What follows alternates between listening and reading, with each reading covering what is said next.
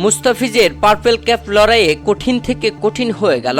দিল্লিকে হারিয়ে উপস্থাপকের করা প্রশ্নের জবাবে দুর্দান্ত ব্যাটিং তাণ্ডব করা ট্রাভিস হেড একই বলল। দর্শক, আইপিএল এর 35তম ম্যাচে খেলতে নেমেছিল দিল্লি ক্যাপিটালস ও সানরাইজ হায়দ্রাবাদ। আর এই ম্যাচে সানরাইজ হায়দ্রাবাদ আগে ব্যাট করতে নেমে দুর্দান্ত ব্যাটিংয়ে 266 রান করেছিল, 7 উইকেট হারিয়ে পুরো 20 ওভার খেলে।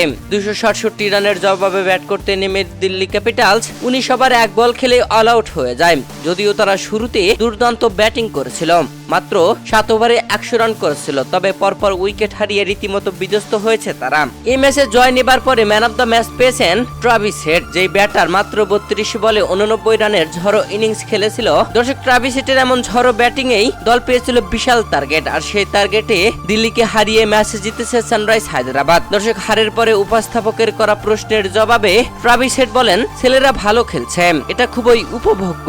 আপনি যখন ভালো ফর্মে থাকেন তখন আপনি চেষ্টা করেন এবং এটি সহজ রাখতে পারেন। আমি ফর্ম চালিয়ে যেতে সন্তুষ্ট।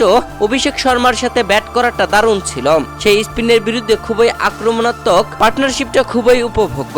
পাওয়ার প্লেতে আমাদের বোলারদের জন্য আমি দুঃখিত, কিন্তু আমরা একটি ব্যতিক্রমী কাজ করেছি।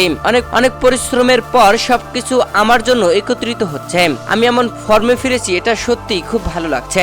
দর্শক, দিল্লি ও সানরাইজ হায়দ্রাবাদের খেলা শেষে পার্পেল ক্যাপ লড়াইয়ের প্রতিযোগিতা আরো কঠিন থেকে কঠিন হয়ে গেল, যেখানে 1 ও 2 নম্বরে অবস্থান করছে মুম্বাই ইন্ডিয়ান্সের জাসপ্রীত বুমরাহ ও জেরাল্ড কোয়েটজে।